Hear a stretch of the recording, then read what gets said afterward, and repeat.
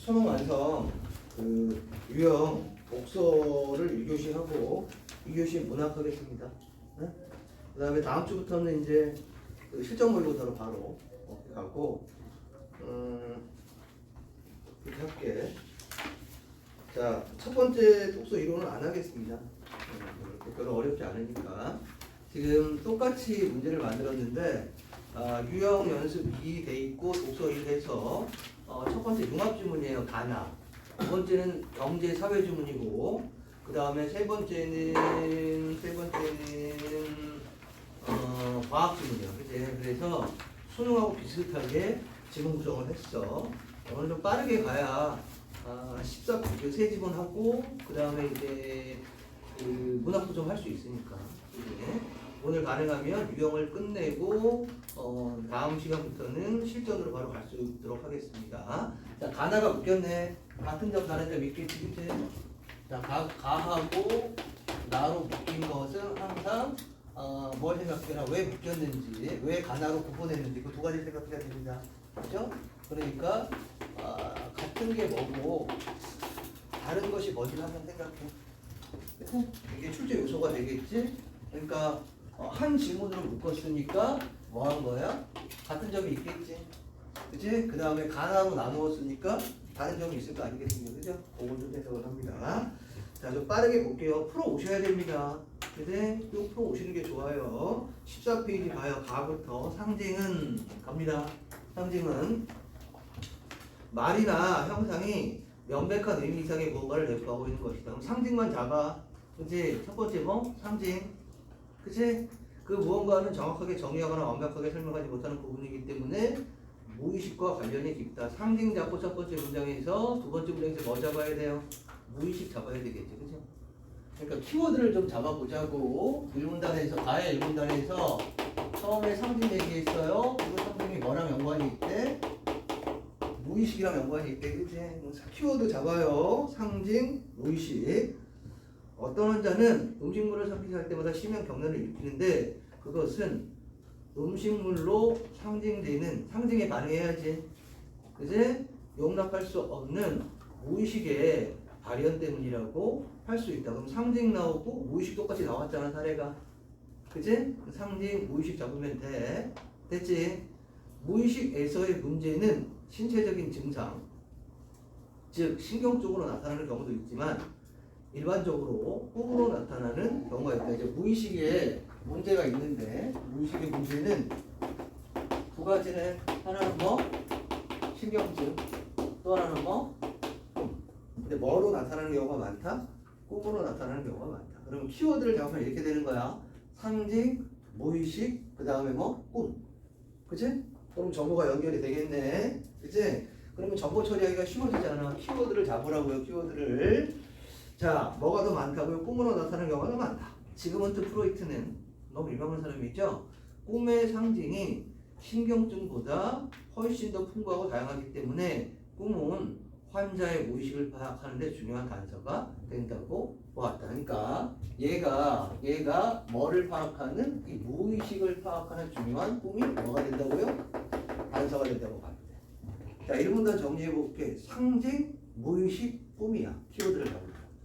됐지? 상징, 무의식, 꿈. 2문단 프로이트는 신경증 환자의 꿈을 분석하기 위해 꿈을 분석하는 이유가 뭐야? 무의식을 알아내려고 하는 거겠지. 그치? 그치? 무의식의 상징을 알아내려고 하는 거겠지. 꿈을 분석하기 위해 자유연상법을 이 꿈의 분석을 위해서 뭘 썼다고요? 자유연상법을 썼대. 친구들 얘가 뭔 거야? 수단인 거야. 방법인 거야. 그치? 이런 뭐를 써서 방법을 써서 이런 걸 하려고 했다 그 얘기인 거잖아. 그치? 그걸 잘 잡아야 돼. 계속 가봅니다. 자유연상법 다운표까지 쳤다? 중요한가 봐. 그치? 오케이? 꿈의 분석 자유연상법. 그치? 이 방법은 의사가 꿈을 꾼 사람에게 그 꿈의 이미지를 통해 환기되는 생각들을 계속 이야기해 나가도록 하는 것이다. 자유연상법은 계속 얘기하게 하는 거야. 그치? 의사는 환자와 이야기를 해 나가는 과정에서 꿈을 분석하는 거겠지. 자유현상을 이렇게 해 나가는 거겠지. 환자가 말한 것과 그 다음에 중요한 정보죠.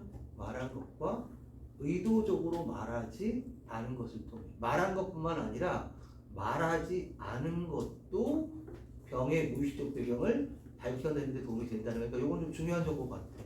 말한 건 당연한 거고 자유현상법으로 이야기하니까 얘가 뭐라고 얘기하나 그걸 가지고 꿈에 대해서 뭐라고 이야기하나 그걸 가지고 어떤 문제의 근원을 찾는 건 너무 당연한데 의도적으로 말하지 않은 것 이런 것들도 활용이 된다는 걸 얘가 좀 더 의미 있는 정보가 되겠지. 그치? 그렇다면 뭐로? 선택지로 활용될 가능성이 높은 겁니다. 됐지? 그래. 계속해서 갑니다. 프로이트는 자유현상을 통해 환자들이 감추려고 하고 억누르려고 하는 문제의 무의식의 근원에 이룰 수 있었답니다. 이제 자유현상법을 통해서 무의식의 근원에 이룰 수 있었대요. 그렇죠?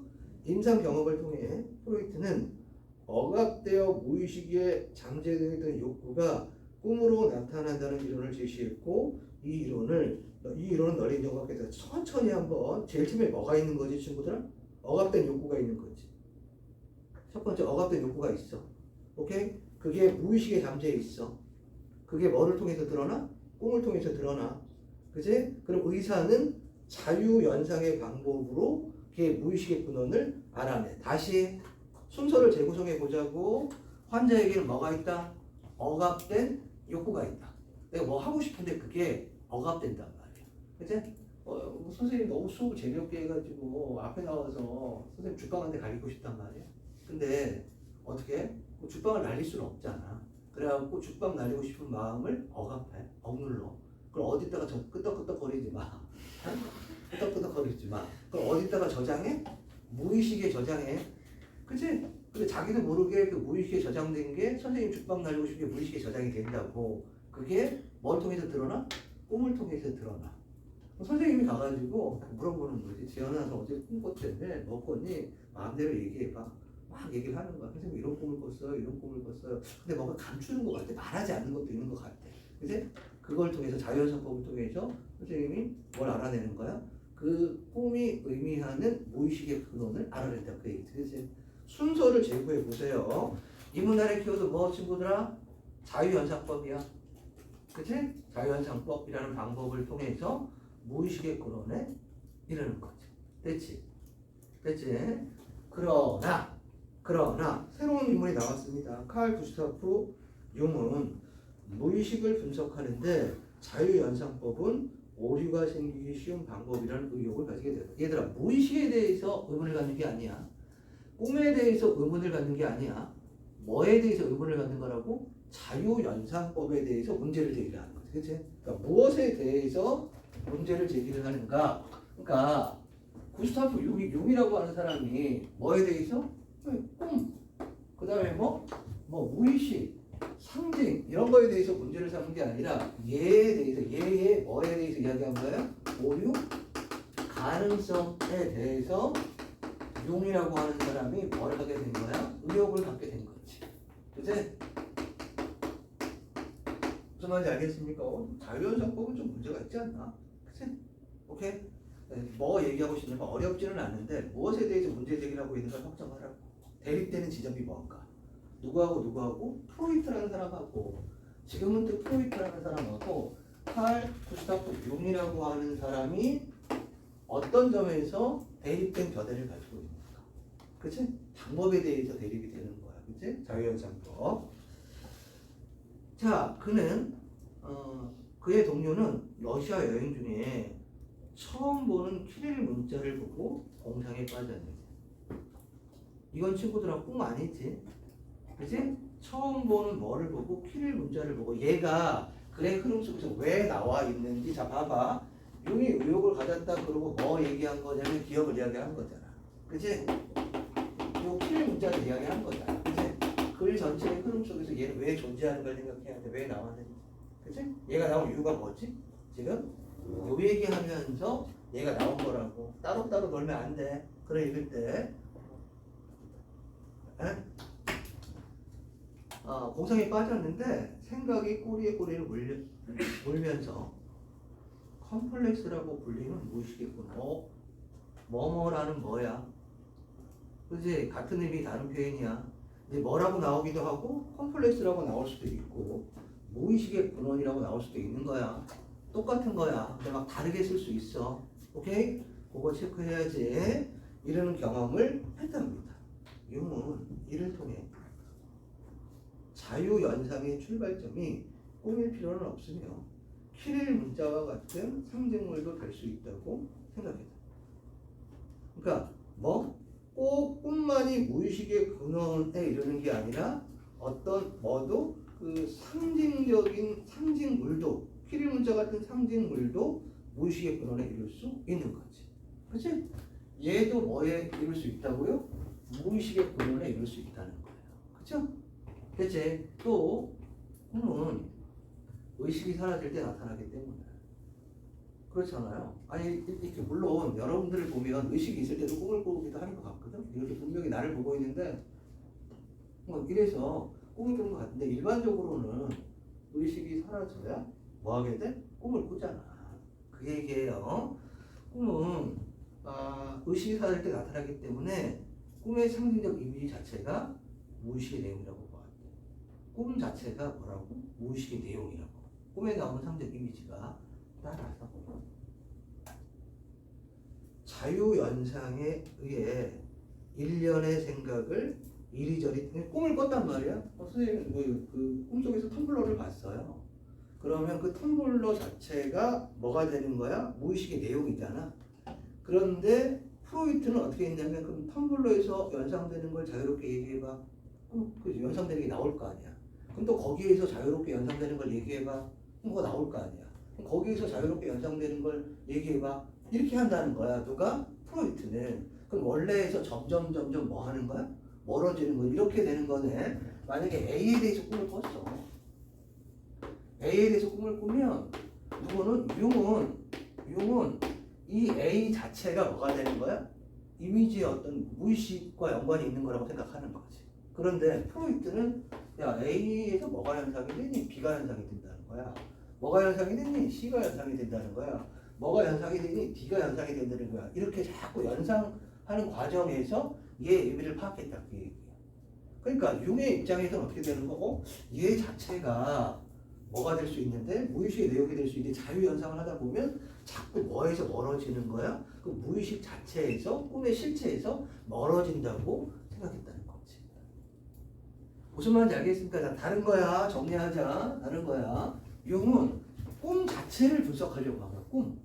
꿈 내용. 그치? A 자체를 이런 A에 대한 꿈을 꿨으면 이 자체에 대해서 고민을 하는 거고 누구는 그 프로이트라는 사람은 그거 해서 연상되는 게 뭐니? 선생님 보면 뭐가 연상이 되냐? 선생님 조각. 그치? 조각이 연상되고 조각하면 비웃지 마. 뭐 이렇게 뭐 조각하면 또 뭐 돌하루방. 돌하루방 하면 뭐 제주도 하면 뭐 바람. 뭐 바람하면 요트 막 이런 식으로 막 자유롭게 연상을 하는 거야. 그러면 최초에서 멀어진다고 용은 생각했다고. 됐지? 그래. 결국 뭐에 대한 의문을 제기하는 거야? 결국 뭐에 대한 의문을 제기하는 거라고? 자유연상법이라고 하는 것에 대해서 의문을 제기하는 거잖아. 됐지? 융은 자신의 견해가 확고해짐에 따라 프로이트의 방법 다른 말로 바꾸면 자유연상법. 그제 자유연상법과 결별하고 새로운 방법을 정립해 나간다. 그러니까 자유연상법하고 새로운 방법으로 대비가 되는 거야. 그치? 뭐를 분석함에 있어서 꿈의 상징적인 의미, 이걸 통해서 무의식의 근원에 이르려고 하는 거잖아. 그치? 오케이? 그는 환자들에게 꿈에서 본 이미지들을 자세하게 기술하게 했대. 왜? 융은 꿈 자체가 산문단에서 이야기한 것처럼 무의식의 내용이라고 생각했으니까. 그치? 근데 누구는? 프로이트는 어떻게 했을까? 그 꿈 자체에 대해서 자세하게 기술하게 하는 게 아니라 그 꿈을 통해서 뭐가 연상이 돼? 그치? 그 꿈을 통해서 환기되는 게 뭐야? 그 생각들 무슨 생각이나? 이렇게 됐다는 얘기겠지. 차이 알겠지? 오케이? 그러니까 융은 꿈 자체가 어떤 꿈인데 좀 얘기해봐. 뭔데? 그 꿈에 대해서 좀 꼼꼼하게 자세하게 얘기해. 이렇게 얘기했고 누구는 프로이트는 그거에서 환기되는 이미지가 뭐야? 뭐가 연상이 돼? 뭐가 연상이 돼? 이렇게 했다는 얘기예요. 이해됐지? 오케이? 무의식이 최대한 드러날 수 있도록 하였다. 꾸며서 만들어낸 이야기에는 체계적인 전개가 있지만 꿈은 체계나 논리성이 없었다.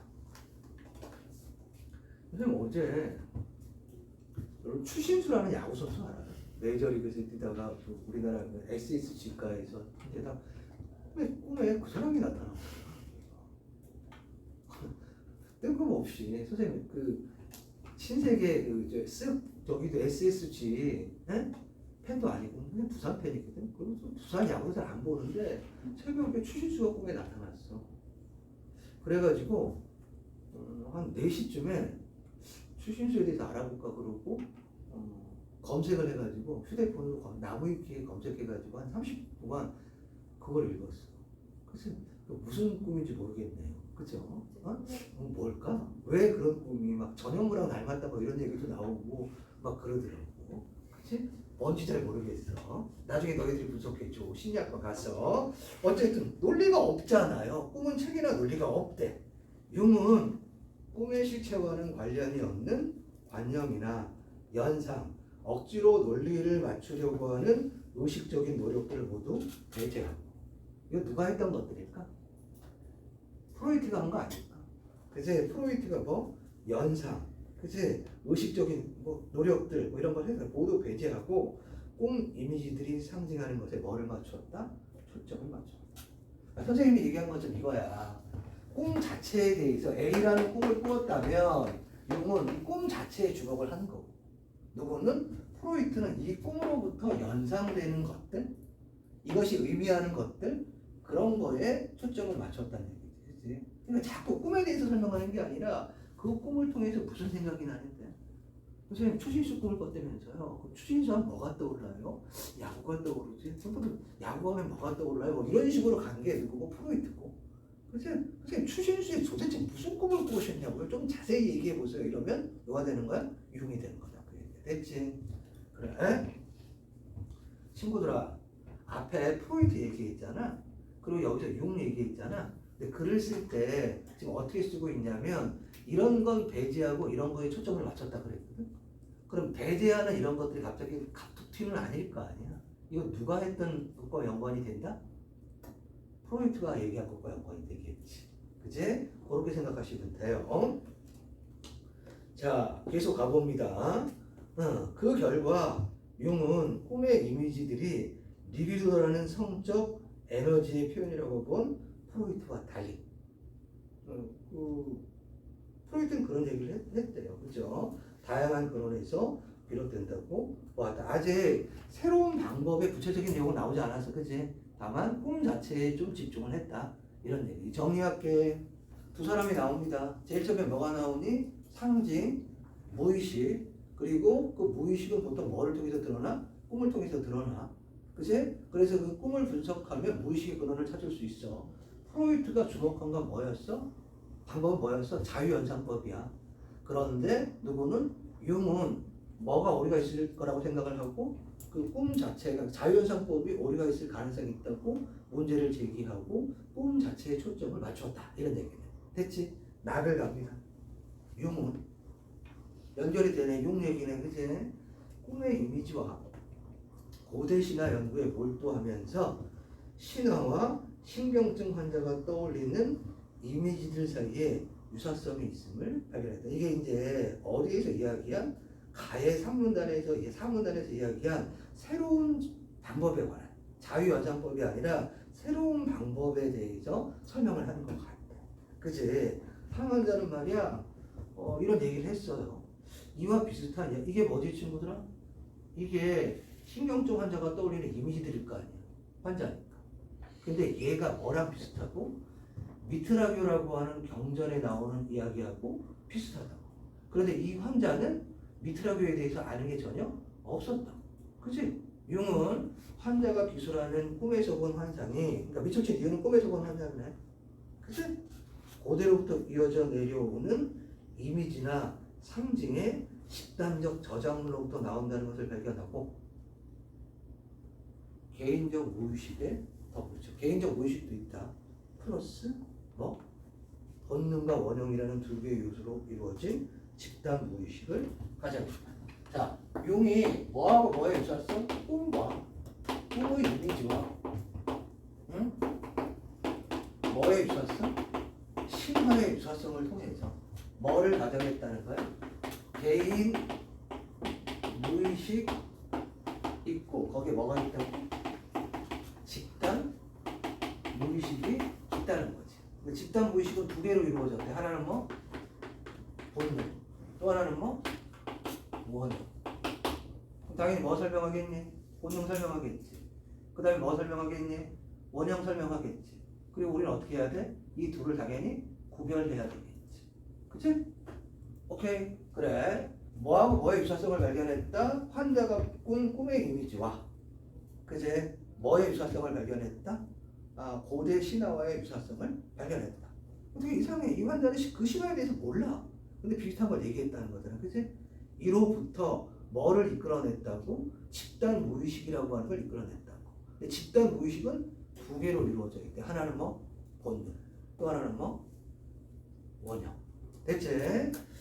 자, 두 번째, 본능이란, 본능적으로 뭐 이런 것도 있었잖아. 그치? 본능이란 이런 거야. 그 다음에 뭐 나와야 돼? 원형 나와야 되겠지. 그치? 본능이란 충동이에요. 특정 행동을 하게 하는 충동이래. 본능이란. 그치? 새들의 기저 본능처럼 생물학적으로 전달되는 것이래요. 융은 인간에게는 이와 더불어 대상을 인식하는 무의식적 이해 양식이 있다고 봐요. 그러니까 본능은 뭐랑 연결되고 행동이랑 연결되는 거야. 그치? 본능은 뭐랑 연결돼? 얘는 행동이랑 연결되는 거예요. 그치? 원형은 뭐랑 연결돼요? 이해랑 연결되는 거예요. 그치? 무의식적 이해 방식인 거예요. 그치? 본능은 뭐랑 연결되고 행동이랑 연결되고 원형은 뭐랑 연결된다? 이해하는 양식하고 연관이 되는 거야. 대상을 인식하는. 그치? 오케이? 이런 거예요, 친구들아. 뭐니? 이거 뭐야? 너무 어려웠나? 이거 뭐니? 이거. 이거 산이에요? 이 사람이에요? 사람이 이렇게 생겼어요? 산이 이렇게 생겼어요? 근데 우리는 자연스럽게 뭐 어떤 양식적인 게 있어가지고 얘를 사람으로 받아들이잖아. 산으로 받아들이잖아. 그치? 여기 이렇게 되면 또 남자래. 이렇게 되면 또 여자래. 그치?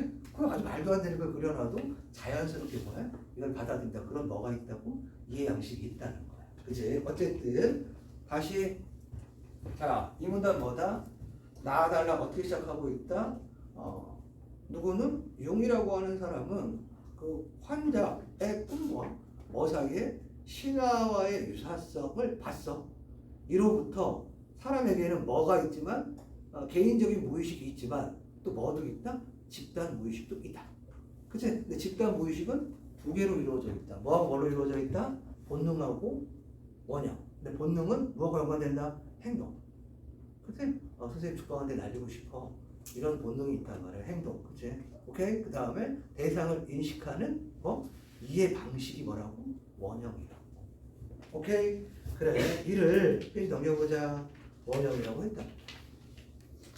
용에 따르면 둘은 모두 개인적인 차원을 넘어 보편적이고 집단적인 것이다. 그러니까 집단 무의식이지. 그치? 집단 무의식의 원형하고 본능이기 때문에 여기에서 가리키는 둘은 본능하고 원형일 거 아니야. 그치? 오케이? 것이며 본능이 개인의 행동을 결정하는 것처럼 원형은 개인의 이해 방식을 결정한다. 반복되는 거야. 상황을 어떻게 이해하느냐에 따라 행동하고자 하는 충동이 결정되고 그럼 선후 관계가 있네? 이해가 먼저고 그치? 이해에 따라서 행동이 결정되는 거잖아.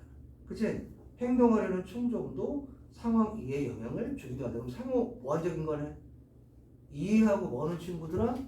이해하고 행동은 다른 말을 바꾸면 뭐하고 뭐는 본능하고 원형은 얘가 얘한테 영향을 주기도 하고 얘가 얘한테 영향을 주기도 한다는 얘기잖아. 그치? 그러면 어렵지 않은 것 같아. 그치? 그치? 요 정도 그리면 우리 대통령님도 노여하지 않을 거야. 그래서 야 이거 킬러 지문이야 하고 화내거나 그러지는 않을 거야. 요 정도 딱 좋아. 그치? 우리 저기 용산에 계신 분이 요 정도면 괜찮아 하실 거라고. 요 정도는 괜찮다. 그치? 계속 가볼게. 융은 이처럼 본능과 원형의 관계는 밀접하게 연관되어 있으며 원형은 본능처럼 유전자를 통해 전달된다는 것이라고 보았다. 이게 전부 다 전달이 되는데 뭐도 전달되고 본능도 유전자로 전달되고 뭐도 원형도 전달되고. 그런데 원형이 유전된다는 것은 획득 형질이 유전된다는 야르마크 용부용설 얘기하네. 뭐 기린이 뭐 이렇게 계속 목을 빼면 목이 뭐 길어지고 뭐 그런 건가? 고등학교 때 옛날에 배운 것 같은데. 오류를 답습한다는 반론이 얘기됐대요. 이에 대해 용은 얘들아 나그는 용 얘기만 있다. 그지? 그죠? 이에 대해 용은 유전을 통해 전달되는 것은 선생님이 좋아하는 문장 부분 나왔다.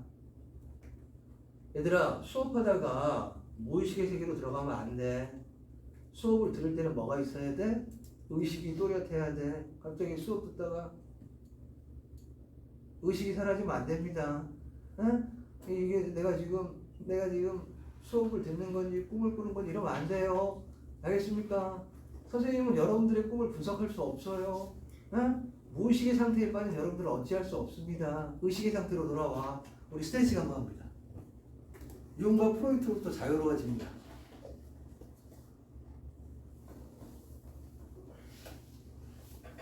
여담인데 선생님 군대에 있을 때 그 꿈의 분석이라는 프로이트의 책을 되게 열심히 읽고 엄청 충격받았거든요.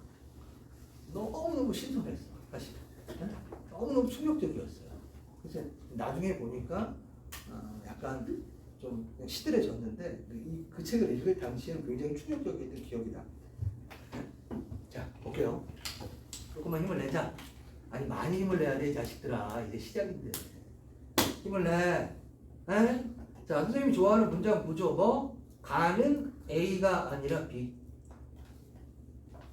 문장 구조 뭐는 친구들아? 유전을 통해 전달되는 것은 A가 아니라 B잖아. 경험을 통해 얻은 이미들의 뭐가 아니라 내용이 아니라 형식이라는 점을 뭐 했다고요? 강조했다고요. 그제? 원형은 순전히 형식적이고 구조적인 개념이고 원형적 이미지를 구성하는 세부 내용들은 환경이나 역사적인 변화에 따라 달라질 수 있다고 봐다. 뭐하고 뭐를 구별해야 돼? 원형과 원형적 이미지를 구별해야 돼. 다시 뭐하고 뭐를 구별한다? 원형과 원형적 이미지를 뭐 해야 돼? 구별해야 돼. 그치? 오케이? 원형이 뭐 되는 거야, 친구들아? 전달되는 거야. 원형적 이미지가 전달되는 게 아니라.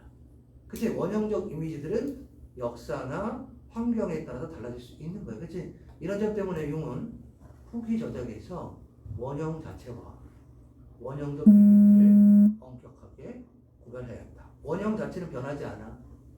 그런데 원형적 이미지는 뭐에 따라서 시대나 역사나 환경에 따라서 달라질 수 있는 거지. 그치? 원형적 이미지들은 언어와 역사를 공유하는 집단들 사이에서 다양하게 변이되어 나타나지만 그것들은 원형 자체에서 비롯된다고 해야 한다. 원형 자체에서 원형적 이미지가 나오는 거야. 그리고 원형 자체가 최초의 무형 상태로부터 구체적 이미지를 만들어내는 틀이라고 봤다. 원형 자체가 뭐야? 틀이야. 그제? 뭐를 만들어내는? 원형적 이미지를 만들어내는 틀이야. 그로부터 만들어진 이미지는 원시의 초자연적이고 신성한 의미를 담고 있기 때문에 뭐? 신화의 형태로 그러니까 신화랑 비슷한 건 뭐지? 원형 자체가 아니라 원형적 이미지인 거지. 그치? 결국 친구들아 결국 융의 새로운 방법이라고 하는 게 뭐지? 집단 무의식인 거야. 집단 무의식에서 뭐하고 뭔 거야? 본능과 원형인 거고 무엇과 무엇인 거야? 원형 자체와 원형적 이미지가 되는 거지. 그치? 그러니까 이 글은 전체적으로 무게중심이 누구 쪽에 쏠려 있다? 융 쪽에 쏠려 있다. 페르소나라는 말 들어봤어? 그 융이 만들어낸 용어 아닌가? 페르소나가 원래 뭐지? 고대 그리스에서 커다란 가면이잖아. 근데 페르소나에서 온 단어가 뭐지? 사람을 뜻하는 펄슨.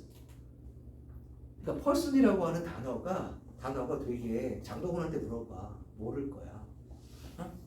장동건은 모를 거야. 근데 그러니까 사람은 뭐를 쓰는 거야? 가면을 쓰는 거야. 그치? 자, 문제 갑니다. 어렵지 않은 지문이었습니다. 그치? 이 정도는 충분히 나올 수 있어. 오케이? 자, 위클에 설명으로 적절한 거 가하고 나의 관계를 파악하는 거죠.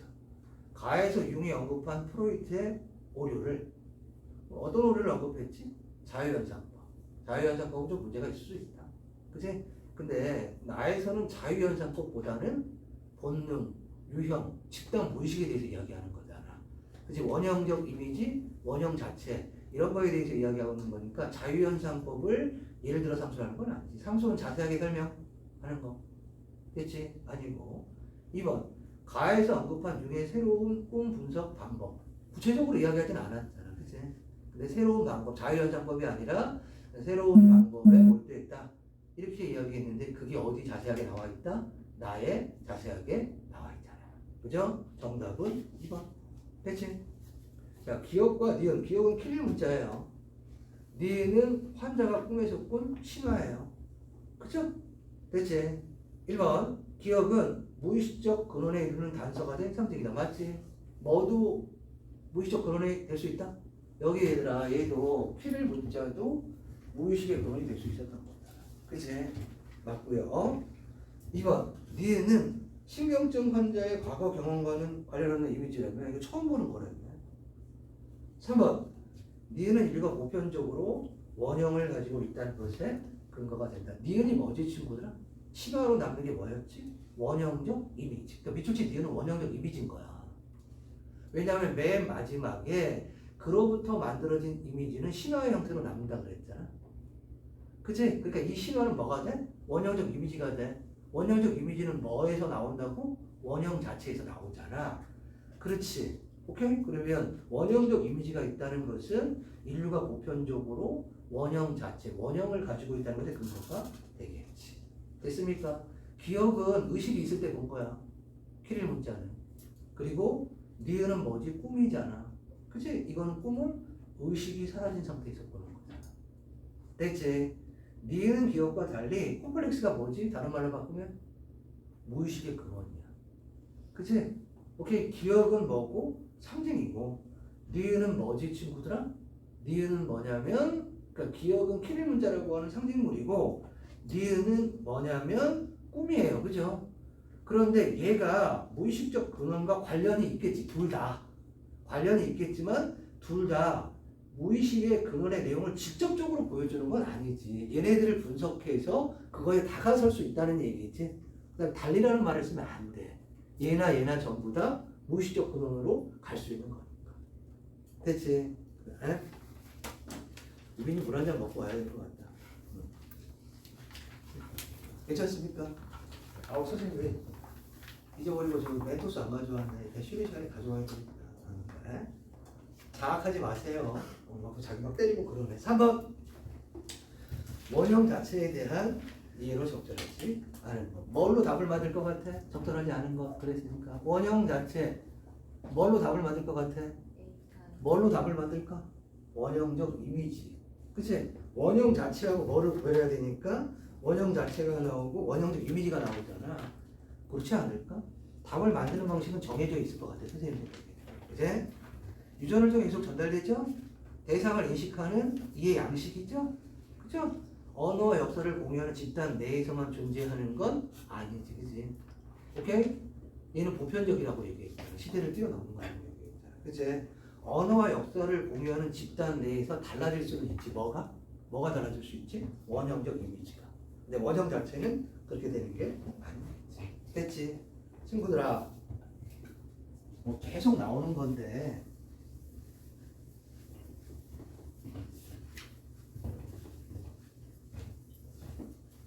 계속 나오는 건데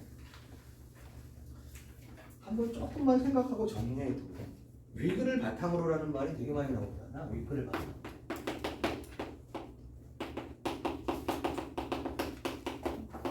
그치? 보기를 바탕으로 이게 나올 수 있겠지. 그치? 응? 그치? 우리 너무너무 많이 본 문제의 형식이잖아. 그치? 위글이 기준이라는 얘기잖아. 그치? 근데 글이 증거가 되는 거니까 이런 걸 내적 증거에 의한 판단이라고 얘기를 해. 그치? 그 다음에 보기를 기준으로 하는 거 이런 걸 외적 증거에 의한 판단이라고 해. 증거가 뭐냐면 기준이야, 그치? 근데 이 내적 증거 글은 선생님이 생각하기에 독서에 나오는 글은 크게 두 가지인 것 같아. 크게 나오면 두 가지인 것 같은데 하나는 개념, 원리 뭐 이런 걸 설명하는 글. 네? 또 하나는 뭐 견해, 관점 이런 걸 설명하는 거. 그치? 오케이? 그럴 때 내가 여러 번 얘기한 거지만 우리 복습하자. 보기는 말이야. 개념이나 원리가 나오는 글에 나오는 보기는 뭘까? 이 개념이나 원리를 구체적인 상황에 뭐 하는 거지? 당연히 적용하는 거지. 그치? 그러니까 얘는 글하고 보기가 같다고 생각하면 될 것 같아. 그러니까 글의 어떤 것과 보기의 어떤 것이 같은지를 찾는 게 문제 해결을 효과적으로 할 수 있는 방법인 거예요. 그치? 근데 관점이나 견해를 나타낸 글이라면 보기가 이 관점과 뭐하거나 동일하거나 아니면 대립되거나 그렇게 나오겠죠. 그치?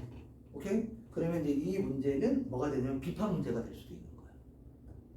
여기에서 비판 문제를 낼 수 없잖아. 여기서 비판 문제를 낼 수. 얘의 관점에서 대립되는 견해를 뭐 비판하거나 얘의 관점에서 얘의 관점을 비판하거나 이런 문제를 낼 수는 있겠죠. 그치? 오케이? 무슨 말인지 알겠습니까? 이제 이 글은 관점이 좀 뒤섞인 거지. 용이 이야기하는 어떤 개념도 좀 나와 있고, 그치? 누구하고 누구의 대립되는 견해도 있고, 프로이트하고 용의 대립되는 견해도 있고, 그치? 보겠습니다. 사례가 두 개가 나왔다. 얘들아, 사례가 두 개가 나왔어. 그러면 위 글이 누구의 관점하고 누구의 관점이 나와? 프로이트의 관점하고 용의 관점이잖아. 그러면 기본적인 생각은 뭘까? 하나는 누구의 관점과 좀 연관이 되고 프로이트의 관점과 연관이 되고 다른 하나는 융의 관점과 좀 연관이 되고 그렇게 되지 않을까? 자, 볼게요. 신경증 환자 A는 유니콘을 타고 나는 꿈을 꾼 뒤 의사가 상담을 했어요. 의사가 A에게 꿈과 관련하여 마음에 일어나는 것들을 뭐 자유롭게 이야기하도록 했죠. 이거 뭐지? 자유롭게 이야기하도록 이거 뭐지? 자유연상법이잖아. 그치? 그러니까 이 의사는 누구일 가능성이 높아? 프로이트일 가능성이 높지고. 그치? 오케이? A는 유니콘을 마스코트로 하는 야구팀의 팬이었고 어린 시절 형과 함께 야구장에서 열렬히 응원했던 경험을 신나게 여기서 유니콘 야구팀 어린 시절의 경험 이렇게 연상이 된 거지. 그치? 야구를 보고 집으로 돌아왔을 때 이야기를 하면서 이전과 달리 멈칫거리면서 말해. 의식적으로 이거 지금 뭐 하는 거야? 말하지 않으려고 하는 거야. 그치? 다른 얘기를 하자고 했대. 그러면 자유연상법에서 우리 아까 뭐 있었니? 막 말하는 것도 있었지만 의도적으로 회피하려고 하는 것도 무의식의 근원에 이르는 좋은 근거가 된다고 얘기했잖아. 근데 그대로 적용하면 되는 거야. 됐지? 그치? 케쿨러는 벤젠의 구조를 연구하던 중 꿈속에서 뱀의 모양을 보았어요.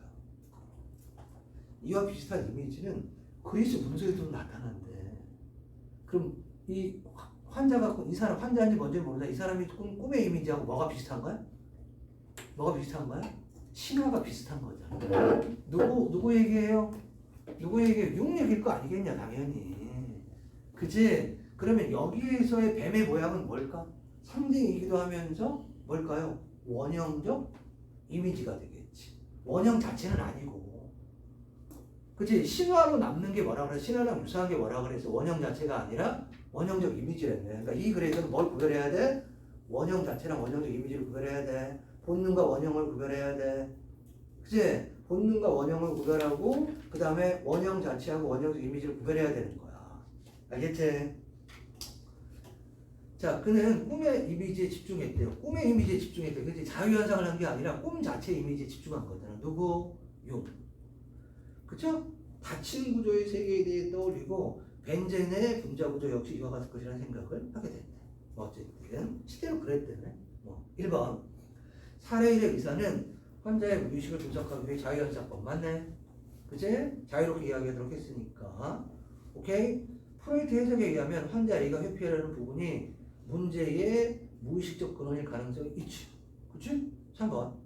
사례 2에서 케클러가 본 꿈의 이미지는 한 번도 본 적이 없는 고대 문제에 있다는 점에서 또 집단 무의식하고 연결이 되잖아. 집단 무의식의 원형적 이미지랑 연결이 되는 거지. 됐지? 사례 2에서 케클러가 본 뱀의 형상은 시공을 초월하여 똑같이 모습으로 꿈에 나타나 아니야. 뭐라고 얘기했지? 원형적 이미지는 역사, 환경 이런 거에 따라 뭐 할 수 있다? 달라질 수 있다. 그치? 똑같이 나타나는 거 아니다. 그리고 이걸 뭐로 설명하면 안 돼, 친구들아? 본능으로 설명하는 것도 문제가 있지. 이걸 설명하는 건 뭐로 설명하는 거냐? 신화랑 유사하니까 뭘로 설명을 해야 되냐면 포기하지 마십시오. 그치? 우리에게 기회를 대통령님께서 주셨습니다. 아? 그치? 뭐 없앤다고 얘들아? 킬러 문제 없앤다 하잖니. 그치? 오케이? 우리가 수직 상승할 수 있는 기회다. 그치? 수직 상승. 월요일이 너무 기대가 돼. 월요일을 교육부 장관이 발표한다고 그랬거든. 이런 문제는 안 내고요. 이런 문제는 내고요. 요거 발표한다고 그래. 선생님이 잘 들어보고 정리해서 여러분들한테 나눠드릴게요. 그치? 그렇게 되는가는 모르겠으나. 4번 왜 틀렸는지 알겠지? 오케이? 자, 다음 문제. 5번 문제 갑니다. 윗글을 바탕으로 똑같아요. 보기에 대해 보인 반응으로 적절한 거. 융은 프로이트와 교류하면서 융이 프로이트 처음에 제자였지.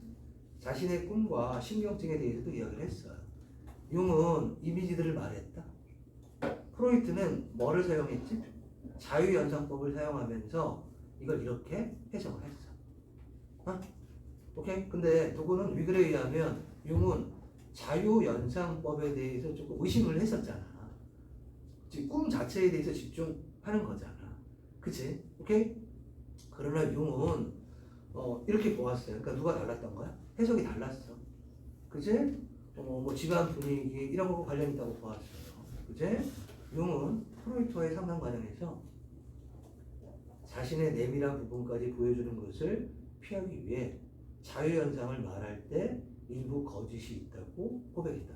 자, 그럼 1번 적절한 걸 찾는 거야. 융의 꿈에 나타난 이미지들은 집단 무의식의 존재를 증명한 건 개인 무의식이지. 그치? 만약에 집단 무의식이 되려면 어떤 게 나와야 되지? 신화 같은 게 나와야 되는 거야. 한 번도 본 적이 없는 얘가 꿈속에서 본 이미지가 얘가 한 번도 경험한 적이 없는 신화 같은 거랑 연결이 돼 있었다. 그래야 뭐가 되는 거지? 집단 무의식이 되지. 그런 얘기가 없잖아요. 이건 뭐야? 개인 무의식인 거야. 됐지? 틀렸고. 2번 융처럼 환자가 자신의 성장 환경에 대해서 말하지 않은 부분이 있다면 아까 선생님이 얘기했지? 말한 부분 플러스 말하지 않은 부분도 무의식적 근원을 이루는데 도움이 된다. 자유연상법에서 그렇게 얘기했으니까 어깨고 틀렸고요. 됐지? 3번 융이 자유연상법에 오류가 있다고 생각하게 된 계기는 자유연상법 자체가 꿈 자체가 상징적인 내용인데 자유연상법을 하면 그 상징 자체에서 점점 멀어지잖아. 그래서 그 자유연상법 자체 방법에 대해서 문제가 있는 거지 그 자유연상법이 꿈을 억압된 욕구하고 연결시켜서 했기 때문에 그런 건 아니죠. 이해할 수 있니? 그래. 4번 그러니까 정리해봐. 아까 프로이트는 자꾸 자유연상을 시켜서 원래 꿈으로부터 연상되는 거에 대해서 주목을 했잖아. 그런데 융은 꿈 자체가 뭐하다고 생각했어? 중요하다고 생각한 거 아니야. 그래서 자유연상법을 멀리한 거지. 얘가 자유연상법이 무슨 꿈을 억압된 욕구하고 연결시켰기 때문에 이건 아닌 거지. 됐지? 4번 융의 꿈에 나타난 해골과 사체들의 이미지들에 대해 프로이트는 이미지들 간의 논리적 인과관계만으로도 아니겠지. 다른 요소들이 있는 거겠지. 그치? 오케이? 친구들아, 5번이 답일 수밖에 없는 거야. 왜냐하면 자, 봐봐. 이 글의 핵심적인 내용이 뭐냐면 글 전체 핵심적인 내용이 뭐냐면 융이라는 사람이 프로이트의 방법에 문제를 제기하고 자신만의 방법으로 정신 분석학의 어떤 기틀을 세운다. 이게 이거 핵심 내용이거든. 그게 가장 잘 드러난 선택지가 뭐야? 5번 선택지인 거지. 핵심이 뭐야 얘들아? 아까 선생님이 얘기했지만 의식적인 노력을 배제했다는 건 누가 의식적인 노력을 했다는 건 자유현상법을 써서 프로이트는 의식적인 노력을 했는데 용은 그걸 배제하고 꿈 자체에 초점을 맞추었다 이 얘기잖아. 대체 6번 문제 A를 갖고 쓴 것으로 적절하지 않고 3번이 답인데요. 자, C를 보시면 꾸며서 만들어냈다라고 하는 건 의식적인 거지. 그치? 근데 무의식의 세계를 반영하는 건 논리적인 인과관계가 없는 거잖아. 꾸몄다라고 하는 그 뒤에 봐봐.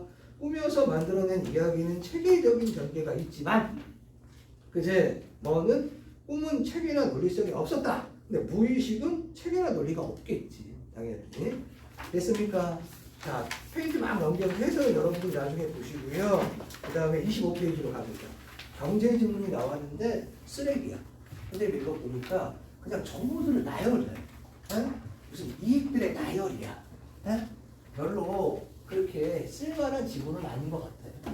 쓸만한 지문은 아닌 것 같은데 그래도 나왔으니까 할게. 선생님은 아직도 굳게 믿고 있는데 뭘 굳게 믿고 있냐면 수능 때 경제가 나온다는 것에 대해서 굳게 믿고 있어. 에? 올 수능에 모르겠어. 근데 굳게 믿고 있었는데 에? 용산에서 이상한 얘기 해가지고 왜냐면 경제에 나오면 여러분들이 치명적이거든. 근데 용산에서 뭐라고 이야기하냐면 어렵게 되지 말래며 비문학 꼭 찍어서 그치? 그래서 막 흔들리네 선생님 마음이. 어쨌든 그렇게 막 중요한 지문은 아니니까 잘 안 읽히더라도 너무 마음 쓰지 마. 빠르게 한번 갈게요. 자, 첫 번째 문단부터 갑니다. 기업의 활동을 평가하거나 투자를 위한 판단을 할 때 가장 널리 사용되는 개념은 이익률이래. 다운표 썼다. 이익률. 그치? 이익률은 기업이 얻은 이익을 분자로 놓고 그것을 기준치로 나눈 값이에요. 기준치분의 뭐가 이익이 이익률이야. 됐지? 아니 우리가 투자할 때 이 회사의 이익률이 얼마인지를 보잖아. 이익이 많이 나나 적게 나나 보잖아. 그치? 그런데 이익은 정의 방법에 따라 다양한 값이 존재하기 때문에 이익은 다양하대. 그치? 그에 따라 이익률도 달라진대요. 그치? 첫 번째 1문단에서 뭐 잡으면 돼? 뭐 잡으면 돼? 이익률 잡으면 돼. 그치? 오케이? 그러니까 이익에는 다양한 뭐가 있어? 정의가 있을 수 있어. 그러니까 뭐도 다양할 수밖에 없어. 이익률도 다양할 수밖에 없어. 그치? 그럼 뒤에 뭐가 나오겠니? 다양한 뭐가 나와? 이익이 나올 거야. 그리고 그에 따라 다양한 이익률이 나올 거라고. 오케이, 1문단이 뭐니까 친구들아? 이익은 정의 방법에 따라 다양한 값이 존재한다며 그에 따라 이익률도 달라진다 그랬잖아. 그러니까 뒤에 보니까 영업이익, 경상이익, 순이익 이런 식으로 뭐가 나와요? 다양한 이익이 나오잖아. 됐지? 자, 2문단 갑니다. 다양한 이익이 나올 거라고 얘를 지금 뭐 하는 거야? 구체화하는 거야. 그치? 1문단에서 뭐 얘기하고 이익률 얘기하고 2문단부터 다양한 이익들 얘기하고 그걸 구체화하는 거라고. 자, 갑니다. 기업 활동에서 가장 기본적으로 사용하는 이익은 뭐라고? 영업이익. 영업이익은 일정 기간 영업 활동을 통해 발생한 매출액에서 매출 원가와 판매비, 관리비 등의 괄호를 묶어버려. 원가, 판매비, 관리비 등의 괄호를 묶어버려. 그걸 꾸미고 있는 말이 뭐야? 비용이잖아. 그치? 오케이? 비용을 뺀 이익을 말한다. 자, 제일 처음에 나온 이익이 뭐니? 영업이익이야. 그치? 영업이익은 뭐에서? 매출액에서 뭘 뺀 거야? 비용을 뺀 거야. 그치? 매출액에서 비용을 뺀 거라. 그치? 그게 영업이익이야. 오케이? 너희들한테 학원비를 받았어. 응? 뭐 비용 있을까? 임대료 내고 뭐 감사료 주고 그게 남는 게 뭐라고? 영업이익이야. 그치? 오케이? 선생님이 멘토스 10개를 팔았어. 멘토스 만드는데 이만큼 비용이 들었어. 그치? 남는 게 뭐라고? 영업이익이라고. 됐지?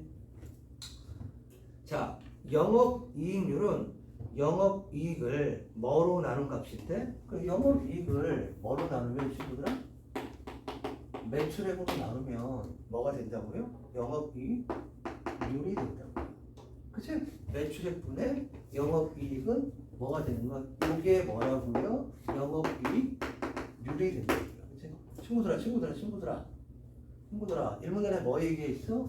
이익하고 이익률 얘기했잖아. 그럼 영업이익이 나왔지. 그럼 뭐도 나와야 돼?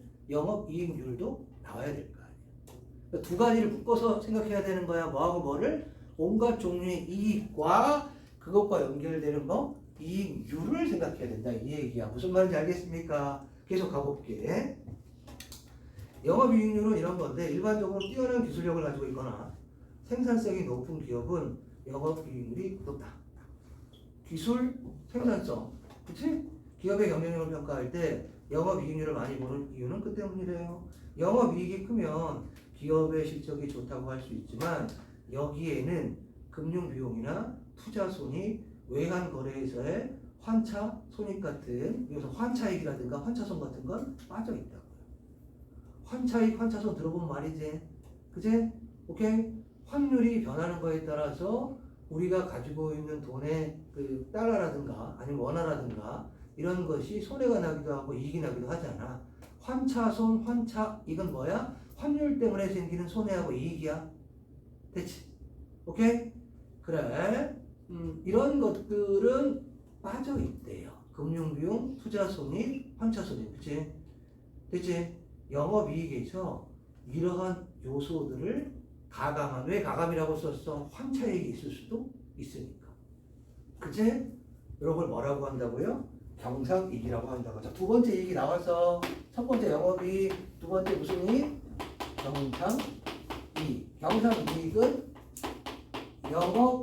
영업이익에서 플러스 마이너스 하는 거야. 그치? 어떤 거? 예를 들면 거기에 나와 있는 것처럼 금융비용, 투자손익,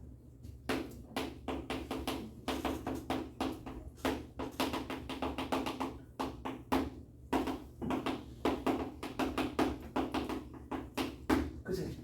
왜 얘들아 왜 감이라는 말을 쓰는지 알겠지? 가는 플러스, 감은 뭐? 마이너스. 비용은 뭐가 되겠니? 마이너스가 될 거 아니야. 손은 뭐지? 마이너스지. 손은 마이너스잖아. 이익은 뭐가 되지? 플러스잖아. 그치?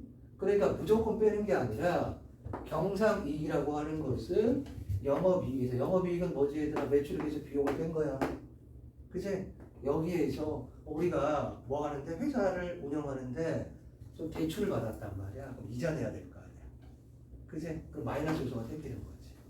그치? 우리가 가지고 있는 돈으로 다른 회사에 투자를 했단 말이야. 근데 그게 손해가 났어. 이익이 났어. 우리가 달러를 가지고 있는데 달러 가치가 올라갔어. 달러 가치가 떨어졌어. 뭐 이런 요소들까지도 고려하는 게 뭐라고? 경상이익이라고. 그치? 친구들아, 선생님이랑 경제지원할 때 우리 뭐 공부했었지? 경상, 수지 공부했었다. 그치? 수출, 수입. 수출액과 수입액의 관계가 경상수지였잖아. 그치? 계속 가볼게. 자, 일례로 부채가 많은 기업의 경우 이자로 지출하는 비용이 크기 때문에 영업이익은 흑자라 하더라도 경상이익은 적자가 될 수도 그렇겠지. 왜냐하면 비용이 커지니까. 자, 봐봐. 여기에서 얘들아 영업이익이 플러스 10이었어. 10억이 영업이익이 나왔다. 그치? 근데 금융비용이 되게 부채가 많아서 금융비용이 되게 많은 거야. 그치? 그러면 경상이익은 영업이익보다 뭐 할 수 있어? 작을 수 있잖아. 여기에서 마이너스 5억이 된 거야. 그러면 경상이익은 예를 들면 이게 0, 이게 0, 이게 0이라면 경상이익은 5억이 되는 거잖아. 됐지? 계속 가볼게. 자, 한편 기업에도 세금이 부과되며 우발적 원인에 의해 생기는 특별손익이 발생할 수 있다. 경상이익에 특별손익을 더한 후 세금을 빼면 기업의 실질적인 이익인 순이익을. 자, 세 번째 나온 게 뭐야 친구들아? 순이익이야. 그치? 순이익은 경상이익에서 이 앞에 있는 거 연결이 되네. 그치? 그치? 경상이익에서 뭐? 플러스 플러스 뭘 한 다음에 플러스 특별 손익을 한 다음에 여기에다가 마이너스 뭐? 세금을 하는 거야. 그치? 그게 순이익. 그치? 오케이? 세 가지가 나왔네. 뭐뭐뭐를 구별해야 돼. 뭐뭐뭐를 구별해야 돼. 영업이익, 그 다음에 뭐? 경상이익, 그 다음에 뭐? 순이익을 구별해야 되겠네. 이 세 가지.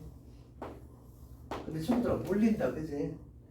그치? 경상이익을 활용할 때는 영업이익이 같고 순이익을 저기 할 때는 경상이익 연결이 되는 거죠. 그죠? 대체 순이익을 매출액으로 나눈 값인 이걸 똑같네. 뭐로 나눠요? 매출액으로 나누어요. 그럼 뭐가 된다고? 순이익률이 되는 거네. 그치? 맞습니까? 근데 여기는 나오지 않았지만 경상이익을 매출액으로 나오면 경상이익률이 될 수도 있겠네. 그치? 오케이? 전부 분모를 매출로 때려놓고 그치? 대체 순이익률은 일정 기간의 경영성과에 대한 중요한 지표가 된다. 자, 1문단하고 2문단은 뭐 얘기하고 있다? 이익하고 이익률. 그치? 세 가지 이익이 나왔다. 무슨 이익? 제일 처음에 영업이익, 두 번째 뭐? 경상이익, 세 번째 뭐? 순이익. 당연히 이 세 가지를 뭐 해야 돼? 구별해야 되겠지. 그치? 근데 물고 물리는 거야. 영업이익에서 뭘로 가요? 경상이익으로 가고 경상이익에서 뭘로 가고 순이익으로 가고. 그치? 선생님 너무 많이 괴롭히는 것 같아서 미안해 얘들아. 응? 미안하다. 사과할게. 응? 사과할게. 그래? 잘 알았으면 좋겠다. 3문단. 기업 활동을 자산을 투자하여 이익을 얻는 것으로 파악하면 이익은 투입된 자산과 관련지어 생각해 볼 수도 있다. 이익을 어떻게 정의했든 다른 말로 바꾸면 영업이익으로 정의하든 그제 경상이익으로 정의하든 순이익으로 정의하든 이렇게 읽으면 안 될까 얘들아? 그러니까 선생님처럼 이익을 어떻게 정의했든 이렇게 딱 읽으면 어떻게 정의했다고? 그러면 한번 앞에 걸 다시 환가하면서 뭐가 있었지? 아 영업이익, 경상이익, 그 다음에 순이익 이런 식으로 한번 뭐 해주냐면 핵심 정보들을 한번 추려줘. 그런 읽기 방법을 쓰란 말이야. 그치? 읽을 때 선생님이 늘 얘기하지만 선생님은 아주 많은 부분이 독서 능력과 연관될 때 국어 공부가 태도하고 습관이 제일 문제라고 생각하는 사람이에요. 지금 오늘 147일 남았대요. 뭐든 바꿀 수 있거든. 완전히 나를 바꿀 수도 있어요. 의식적인 노력을 하면. 그치? 근데 굉장히 지금 공부 열심히들 할 거 아니니 남은 기간 동안. 그럴 거잖아. 그리고 다양한 글을 볼 거고 그 다음에 공부도 많이 할 거야 여러분들이. 근데 이런 것들을 되게 소홀히 하는 경우가 있어요. 난 도대체 그걸 어떻게 읽지? 문제를 풀 때 어떤 태도를 가지고 있지? 어떤 식으로 나는 생각을 하지? 어떤 식으로 접근하지? 이런 걸 안 고치면 획기적으로 좋아지지 않아. 선생님이 학생들 지켜본 말이야. 그러니까 의식적으로 자꾸 좋은 읽기 습관, 좋은 독해 습관 이런 걸 가지려고 하라. 계속 갑니다.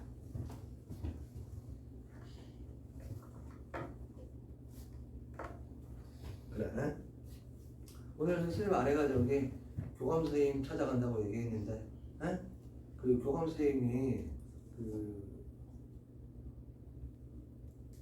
암에 걸리셔가지고, 암에 걸리신다. 이제 진짜 친한 언니처럼 지내는 여긴데 암에 걸려서. 근데 그 암이 조금 위험한 암이라서, 응? 암이라서, 그래서 오늘 내일 하는 것 같은데 좀 안타깝죠, 그렇지? 그리고 이제 그 누구랑 같이 가기로 했냐면 교장이랑 같이 교감한테 가기로 했대요. 그치? 근데 그 교장이 선생님 와이프 학교의 교장이 선생님 대학 동창의 와이프거든요. 내 대학 친구의 와이프가 선생님 와이프 학교의 교장 선생님이에요.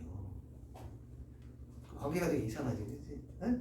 그래갖고 선생님 와이프 학교 생활 힘들다고 하면 선생님 친구한테 전화해요. 야, 이 시댕아. 그리고 네 마누라 똑바로 안 해? 막 이러고, 그치? 네? 그래, 그 교장 선생님하고 같이 교감 선생님한테 간다 그래서 잘 갔다 왔는지 모르겠다. 네?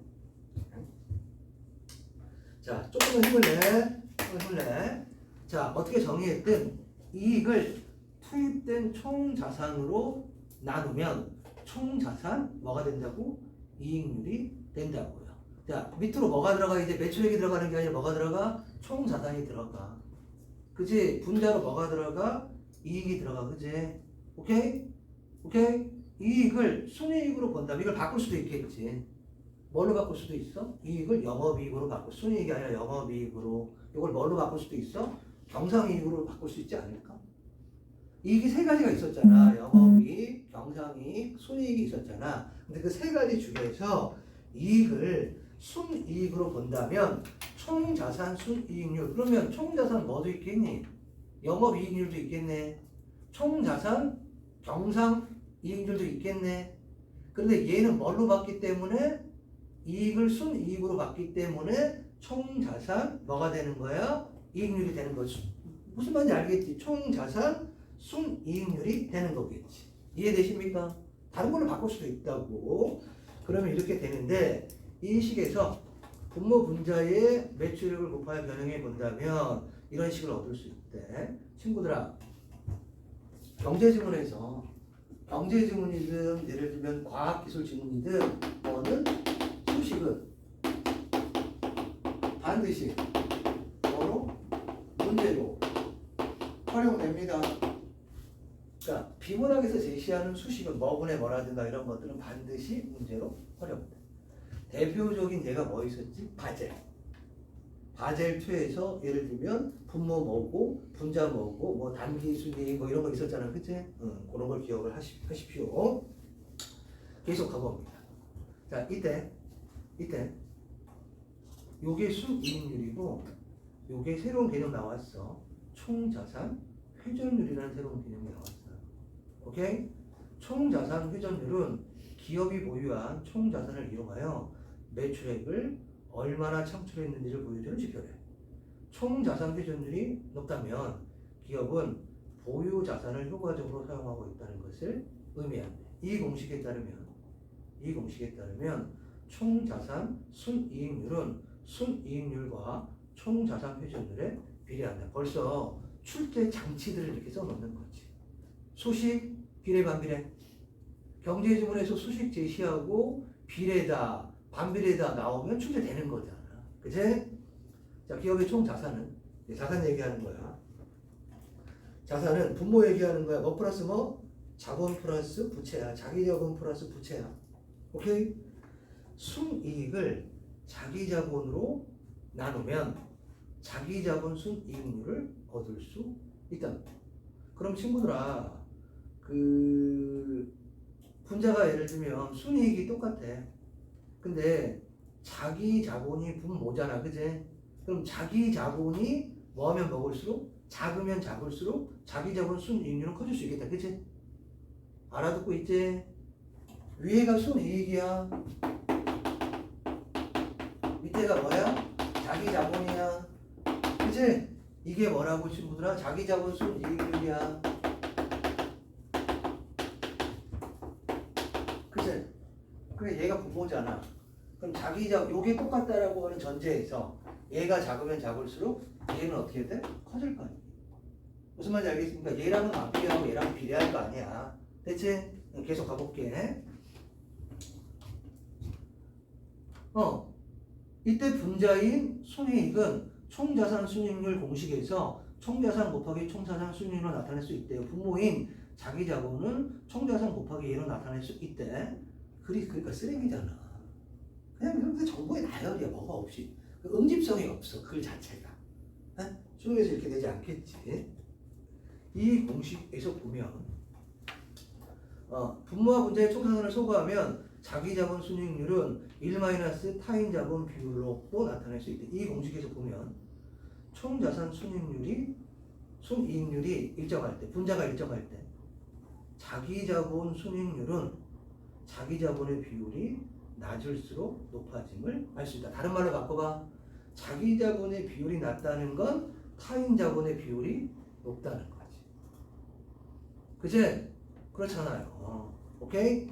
이를 통해 타인의 자본을 지렛대 삼아 자기 자본의 수익률을 높이는 얘들아 이게 무슨 얘기야? 미출진 A가 무슨 얘기야? 타인의 자본을 지렛대 삼아 그랬으니까 타인의 자본이 많으면 많을수록 내 머는 친구들아 자산은 분모가 작아지잖아.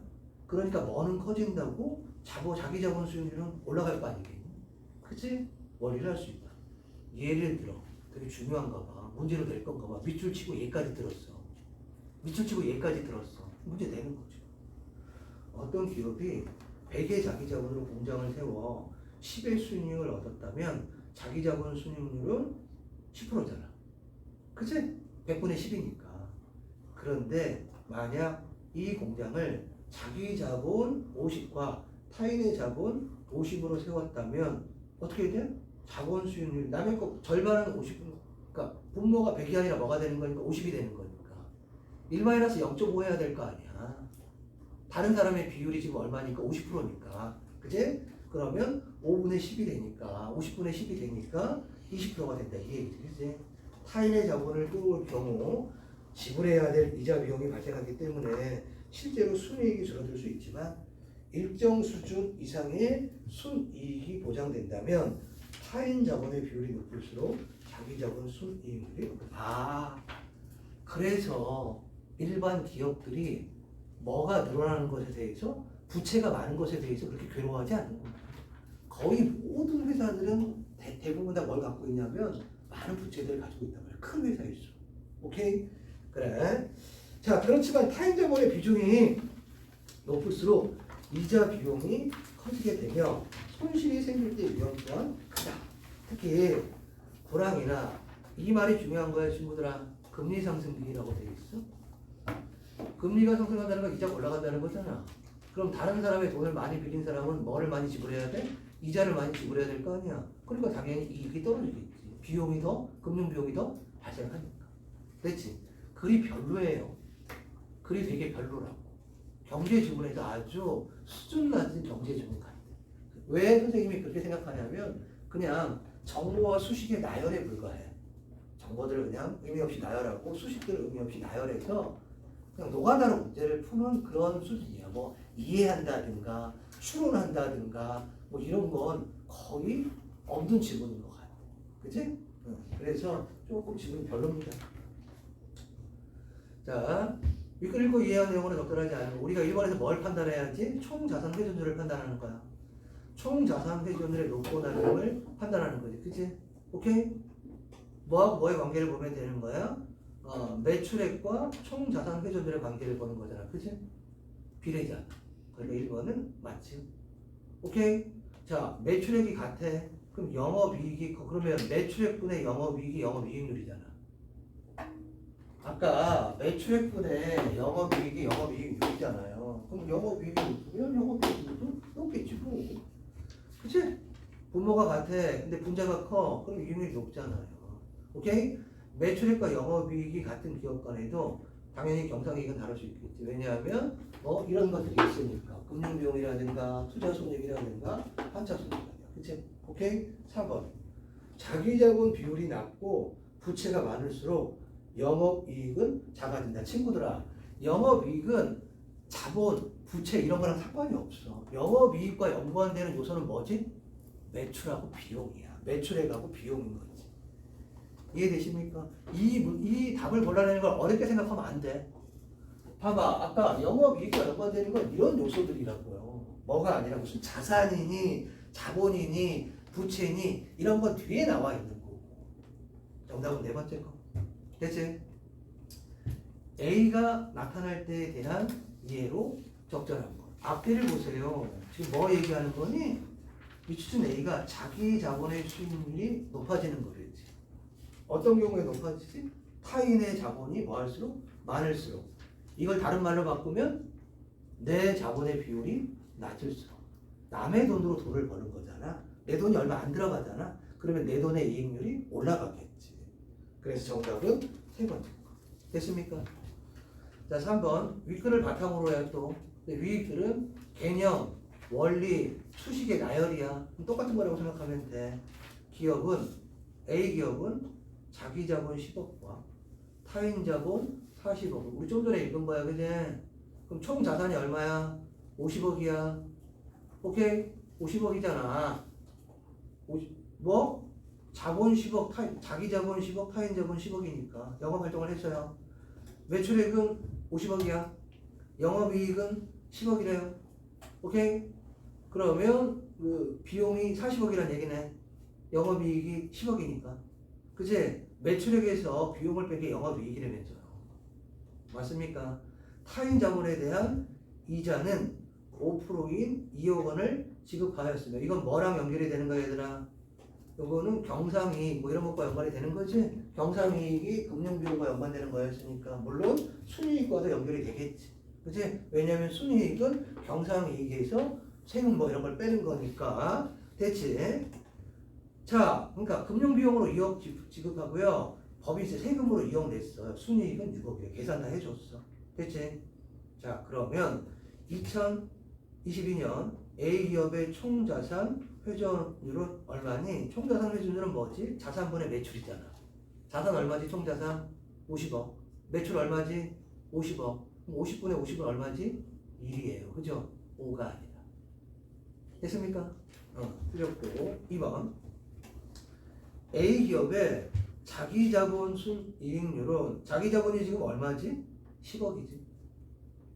자기자본 10억이라며. 그리고 순이익 얼마지? 6억이라며.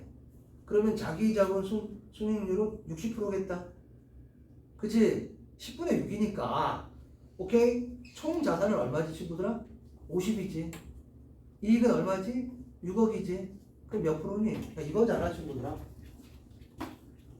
우리 자기자본은 10억이고 이익은 얼마야? 6억이라며. 총 자산은 얼마야? 50이고 이익은 6억이라며. 그럼 얘는 얼마가 되는 거야? 60%고. 그렇지? 얘는 얼마야? 12%가? 그렇게 될 거 아니야. 그러니까 정답은 2번이 되겠다. 됐지?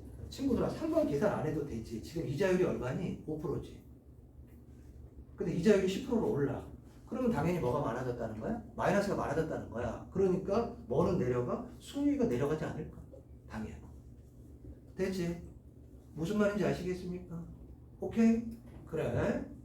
자, 총자산 50억 원이 뭐였다면 모두 자기 자본이었다면 순이익하고 얘들아 순이익률을 구별해야 돼. 순이익하고 순이익률을 구별하라고. 뭐라고 친구들아? 뭐라 그랬어? 순이익하고 순이익률을 구별해야 돼. 알겠습니까? 자, 순이익은 뭐였지 친구들아? 여기에다가 뭐 빼는 거야? 경상이익에다가 뭐 이런 거 세금 떼는 거잖아. 그치? 오케이? 그런데 만약에 총 자산이 50억이야. 그치? 그러면은 지금 남의 돈이 없다는 얘기잖아. 그러니? 그러면 이자 비용이 뭐 하게 된다는 거지?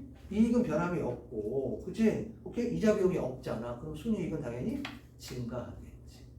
친구들아, 뭐를 헷갈리면 안 되냐면 자기 자본 순이익률하고 순이익을 헷갈리면 안 돼. 알겠습니까? 그래. 그렇게 보시면 되고. 자, 5번 보세요. A기업이 2023년에 타인 자본을 10억을 늘렸다? 그럼 이자를 더 많이 냈다는 거 아니야. 그치? 그러니까 비용으로 더 많이 나간 거 아니겠습니까? 그죠? 그리고 영업이익이 같았대. 그러면 당연히 이자 비용이 올라가니까 순이익률은 낮아지겠지. 됐지? 다음 문제 3번. 기업의 이유를 추론했어요. 이거 너무 쉬워. 앞에 뭐라고 나와 있냐면 금리 상승기라고 나와 있거든. 금리가 올라간다는 건 뭐야? 이자를 많이 낸다는 거잖아.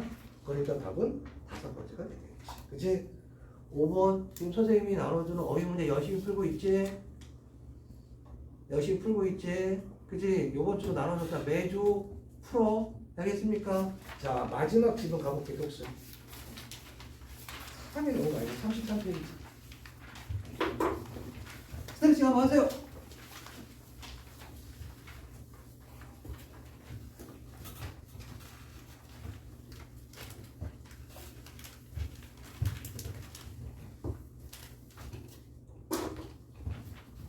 과학 지문. 웬 허수? 그치? 허수에 관한 거예요. 친구들아, 니네는 요 수업 준비할 때 요걸 몇 번이니 한 번 꼼꼼하게 읽고 풀고 오답하고 그러니 선생님은 수업 준비할 때 한 지문을 한 5번에서 10번 정도 다 읽어요. 어? 시험은 누가 볼까? 내가 볼까? 너희가 볼까? 시험은 누가 볼까? 나는 나날이 국어 실력이 좀 느는 것 같거든? 여러 번. 그래, 선생님은 국어만 하니까 니네 수학도 해야 되고 탐구도 해야 되고 뭐 영어도 해야 되니까. 오케이? 그러니까 내가 이해되고 정리될 때까지 복습해. 그걸 미리 풀어오고. 그래야 의미가 있는 거야. 선생님 생각에는 친구들아 어렵게 내지 말래잖아. 그치? 오케이? 그러면 당연히 뭐의 체감 난이도를 높여야 되냐면 EBS의 연기의 체감 난이도를 높여야 돼. 그치? 독서를 꼭 집어서 얘기했단 말이야? 그럼 그거로부터 자유로울 수 없단 말이야. 대통령이 그렇게 얘기하는데. 평가원장 그만뒀잖아. 교육부 국장 경질됐잖아. 잘렸잖아. 말 안 듣는다고. 어? 그럼 그걸 누가 계기겠니? 어? 잘리는데. 그러니까 비문학을 또 변별력은 있게 내겠대. 그러면 많이 어렵게 되진 않을 거야. 그럴 때 제일 좋은 방법이 뭐냐면 선생님 생각에는 EBS 연계를 확실하게 하는 거야. 그러니까 난 그렇게 생각해. EBS 공부를 더 철저하게 해야 될 것 같다는 생각이 들어요. 전에는 단순히 소재만 연계하고 막 이랬는데 아닐 것 같아. 아주 많은 내용도 그래야 많은 학생들이 좀 어려움을 덜 느낄 수 있을 것 같다는 생각이 들어요. 자, 갑니다. 힘내. 이탈리아의 수학자 카르다노는 이상한 수를 발견했대요. 제곱을 하면 음수가 되는 이상한 수를 발견했대. 그지? 그는 이 수가 모순적이고 쓸모없다고 생각하여 무시하려고 했지만 이를 인정할 경우, 이 수를 인정할 경우 좀 정확하고 간단하게 근을 찾을 수 있다는 것을 알게 됐어. 됐지? 첫 번째 누구 나왔니? 카르다노. 그치? 이상한 수의 발견, 그리고 이 이상한 수가 정확하고 간단하게 근을 찾을 수 있다는 걸 알게 됐다. 됐지? 적합평면을 창안한 데카르트. 이 데카르트 정말 문제가 있는 사람이에요. 그죠? 어? 이 데카르트 좌표계 때문에, 그치? 함수 생기고 막 그랬잖아요. 그죠? 어쨌든, 이 수를 실수와 달리 좌표평면으로 나타낼 수 없기 때문에 상상의 수라는 허수라는 이름을 붙였다. 봐봐. 사람이 지금 2명 나왔다. 하가 나오고, 내가 나오고, 그 다음에 기름러가 나왔어요. 그치? 오일러가 나오고, 그치? 네? 웃어줄 수도 있잖아. 오일러 딱 하면 기름 넣어. 그러면 반 좀 해줘 이 새끼들아. 그치? 당연히 구별하는 거? 사람 구별하는 거. 친구들아, 2019학년도에 플라톤, 프톨레마이오스, 아리스토텔레스, 그다음 케플러, 무슨 뉴턴, 브라헤 막 엄청 나온 적이 있거든. 당연히 좀 비슷하게 될 거야. 그치? 계속합니다. 데카르트가 말이야. 데카르트는 허수라는 이름을 붙였어요. 그치? 이건 좌표표면에 나타낼 수 없기 때문에 어렵지 않아. 쉬워. 이 책은. 그치? 그냥 과학사야. 과학사. 과학의 원리라기보다는 과학사에 가까워요. 그죠? 여기까지는. 이 오일러는 그 공식을 고안했답니다. 그죠? 지수함수와 사각함수를 연결하여 공식을 고안했대. 가우스는 일관된 규칙을 만들 수 있다는 사실을 알게 됐고요. 얘를 복소수 평면에 표시하여 기하학적으로 해석할 수 있었대요. 그죠? 여기 누가 나와요? 오일러 나오고, 그 다음에 사각함 구별해. 그치? 그 다음에 가우스 나오고. 그치? 이 가우스가 어떻게 했다고? 가를 만들었다고. 됐지? 오케이? 그러면 일본 단위기 좀 뭐야? 허수의 발견과, 그치? 허수의 발견을 시간적으로 이렇게 쭉 본 거잖아. 됐지? 별거 없습니다.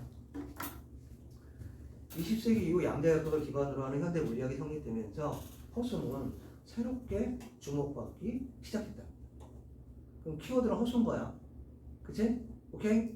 행성의 운동이나 야공의 움직임과 같이 뉴턴 역학이나 상대성 이론으로 설명할 수 있는 관찰 가능한 세계에서는 실수만으로 충분히 설명할 수 있었어. 그런데 전자나 광자와 같은 양자계에서는 입자의 위치 운동량을 동시에 관측하여 정확하게 측정 결정할 수 없다는 불확정성의 원리가 지배한다. 그치? 하이젠베르크의 불확정성의 원리. 그치? 슈레딩거의 고향이 되게 유명하잖아. 그치? 에? 아인슈타인이랑 연락이 싸우잖아, 그치? 에? 야, 아인슈타인이야, 네가 안 본다고 뭐 달이 뭐 존재하지 않냐? 아인슈타인이 그러니까 슈레딩거가 야, 네가 봐야 달이 존재하지. 에? 네가 안 보는데 뭐 달이 존재하냐? 봐야 존재하지. 그래갖고 아인슈타인이 연락이 빡쳐가지고 양자역 슈레딩거를 깔려고 연구에 몰두하잖아. 그래서 발견한 게 특수 상대성 기록이래요. 그치? 뭐 어쨌든 끝까지 인정 안 합니다, 아인슈타인. 그치? 끝까지. 슈레딩거는 양자계가 실수만으로 설명되지 않았기 때문에 양자계를 기술하기 위해 허수가 포함된 방정식을 고안했습니다. 그러니까 이분단에서 이제 뭐가 있니? 이 허수가 뭐를 설명하는 거야? 양자계를 설명하는 거지. 실수가 관찰 가능한 오전 역학을 설명하는 거야. 그랬다 그 얘기잖아, 그치? 키워드는 뭐고? 허수. 그치? 양자의 세계를 설명하는 거지. 너희들 맨날 알잖아. 양자. 상호 벤타적인 상태가 공존하는 거. 이놈의 새끼가 관찰을 하면 뭐가 되고 입자가 되고 관찰을 안 하면 뭐가 되고 파동이 되고 뭐 이중슬림 뭐 실험 뭐 이런 거 있잖아요. 그잖아요. 3문단. 양자 역학에서의 허수 개념은 우주의 역사를 설명하는 데도 중요한 아이디어를 제공했다. 3문단은 뭐냐면 허수를 가지고 뭘 설명하는 거냐면 우주의 역사. 그치? 여기서 핵심되는 건 복소수고, 그치? 복소수의 무슨 복소수 뭐가 되는 복소수 평면이 핵심이 되는 거고, 이제 2문단에서는 뭐고? 양자되고 양자의 세계고, 3문단에서는 허수가 우주의 역사인 거야. 1문단에서는 뭐? 복소수 평면. 2문단에서는 뭐? 양자. 그치? 3문단에서는 뭐? 우주 역사. 뭐 이렇게 되는 겁니다. 됐죠? 우주의 역사는 빅뱅에서 시작하여 계속 팽창하고 있다는 빅뱅 우주론이 힘을 얻고 있을 때 알잖아요. 스티븐 호킹. 그치? 마누라한테 엄청 두들겨 맞았대. 마누라가 무지하게 팼대네. 그치? 스티븐 호킹 알잖아요. 이렇게 전신 해서 이렇게 맨날 휠체어 타고 그러는데 마누라가 엄청나게 두들겨 팼다는. 그래서 끝까지 사랑한다고 뭐 그렇게 얘기했다는 얘기가 있습니다. 그죠? 오케이? 선생님은 어떤 학자들이나 과학자라 그러면 그 과학자들이 이야기한 그 과학적 원리 이런 것보다는 그를 둘러싼 뒷이야기 뭐 이런 게 더 재미있더라고. 그치? 뭐 어쨌든 자, 호킹은 말이야 우주의 시간을 돌려보면 부피는 0인데 질량이 있기 때문에 자 봐봐 부피는 0이다? 그래 자 뭐라고? 부피는 0이야. 그런데 질량이 있어. 그치? 부피가 0? 부피가 0이라고 하죠. 제로. 응? 제로야. 질량이 있어. 그래서 뭐가? 밀도가 무한대에 돼요. 그럼 이렇게 돼야 되는 거 아니야? 분모가 뭔 거야? 부피인 거지. 그리고 분자가 뭔 거야? 질량인 거지. 0분의 질량이 있는 애잖아. 그럼 얘가 어떻게 되는 거야? 무한대가 된다는 얘기가 되겠지. 그치? 오케이? 그래. 무한대가 되는 최초의 시점, 즉 뭐? 특이점이 있다는 것을 증명했답니다. 자, 스티븐 호킹이 우주의 역사를 이야기를 해. 그러면서 뭘 얘기했냐면 특이점을 얘기했지. 특이점. 그치? 특이점은 뭐냐면 최초의 시점이야. 그치? 오케이? 무한대에 특정수를 더하거나 곱하는 경우 정확한 값을 아는 것은 불가능해요. 따라서 특이점에서는 어떤 물리 법칙도 계산할 수가 없으며 어떤 것도 예측할 수가 없다. 또한 특이점 이전에는 시간과 공간도 존재하지 않기 때문에 빛이나 입자가 특이점과 그 이전에는 정의가 되지 않는다. 그러면 얘들아 빛이나 입자가 정의되려면 시간하고 공간이 있어야 되는 거잖아. 시공간이 있어야 빛과 입자가 정의된다는 거네. 됐지? 그래. 이것은 우주의 시작을 과학이 설명할 수 없다는 것을 의미하므로 과학계보다 종교계에서 더 큰 지지를 받았다.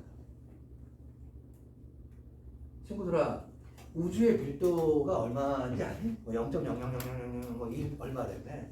그게 1만 컸어도 그게 밀도가 1만 컸어도 우주가 엄청나게 수축한다며. 그치?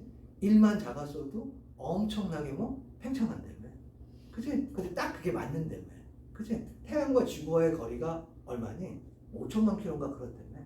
그게 1km만 가까워졌어도 1km만 멀어졌어도 우리는 지금의 상태를 유지하지 못한대요.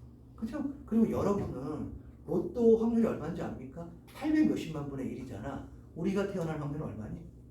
보통 정자의 수가 우리 아빠들의 정자의 수가 5천만 개야. 5천만 개. 그럼 5천만 분의 1인 거야. 그러면 우리가 이 세상에 존재하는 건 우주가 존재할 확률, 그리고 지구와 태양과의 거리, 그게 거리가 맞을 확률, 그 다음에 내가 태어난 기적의 기적이야. 그치? 어떻게 이런 일이 가능했을까? 그걸 뭐로 설명하는 거야?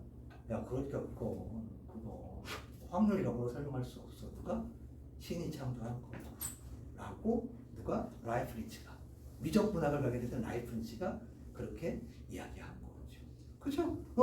그러니까 종교계에서는 그렇게 얘기한 거야. 야, 자꾸 계산하려고 하지 마. 계산 안 돼. 이건 전부 다 누가 만든 거야? 신이 만든 거야. 그렇게 이야기했다. 그 얘기. 그치? 호킹은 이런 부자연스러운 상황을 피하기 위해 우주의 시공간을 새롭게 규정하고자 했다. 그럴 때 뭘 활용했을까? 우주의 시공간을 당연히 호수를 활용했겠지. 설명이 안 된단 말이야. 그치?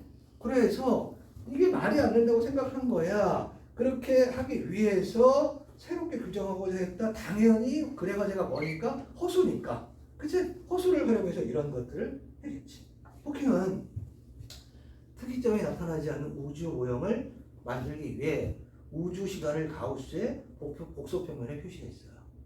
여기서 실수 시간은 가로축. 이게 실수야. 그치? 그리고 이게 뭐야? 호수야. 호수의 시간. 이게 핵심이 되겠지. 그치? 동일 수평선상의 점들은 실수시간, 동일 수평선상의 점들은 허수시간 간격으로 배열되어 있는 잠깐만, 이렇게 되어 있으면 전부 뭐라고? 실수. 이렇게 되어 있으면 전부 다 뭐라고? 허수. 그렇게 되어 있대요. 그죠? 그런데 실수시간은 특이점 이전에는 존재하지 않으므로 과거를 거슬러 올라간다고 하면 특이점에서 멈출 수밖에 없어요. 그렇지만 허수 시간을 따라갈 때 어느 한 수직선에서는 특이점을 지나쳐가는 것도 가능하네. 실수는 특이점 이전을 설명할 수 없지만 허수는 특이점을 지나갈 수 있대. 이처럼 호킹은 허수 시간이라는 축을 더함으로써 새로운 가능성을 열게 된다. 허수 시간에 대한 개념을 바탕으로 호킹은 우주의 역사를 설명하는 모형을 뾰족한 시작점이 있는 모형이 아니라, 선생님 좋아하는 문장 보면 뭐? A가 아니라 B. 그치? 뾰족한 시작점이 있는 모형이 아니라 지구와 같은 둥근 모형으로 제시했답니다. 그치? 우리가 우주의 역사를 설명하는 거야. 지구상에서 어떤 사람이 위도 10도 지점에서 출발하여 북쪽으로 계속 직진하다 보면 북극점을 거쳐 반대 방향의 위도 10도 지점으로 이동할 수 있다. 마찬가지로 허수 시간을 따라가면 우주의 시작점, 다른 말로 바꾸면 뭐지? 우주의 시작점? 특이점. 그치? 오케이? 뭐 할 수 있다고요? 지나칠 수도 있다는 거예요.